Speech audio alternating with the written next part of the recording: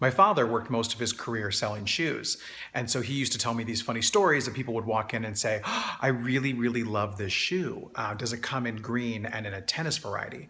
And he would look at the shoe and look at them and say, "Well, no, this is a dress shoe. And we have green dress shoes and we might have some tennis shoes that are green, but we don't have this in a tennis shoe that's green." And they would look at it and say, okay, but I need this specific shoe in green and in a tennis variety.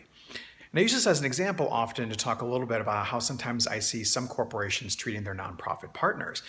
At the end of the day, you find that they will approach them and say, "We need this specific event on this specific day with this many people and this many t-shirts."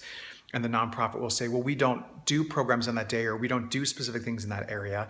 And they'll say, "Well, but this is basically what we need." And they'll say, "Well, what if instead we do something here with this group of people and on this day?"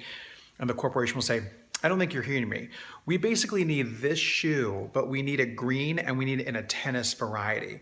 And the nonprofit will look at it and they'll look at them. And sadly, more often than not, they'll figure out how to make this into a green tennis shoe.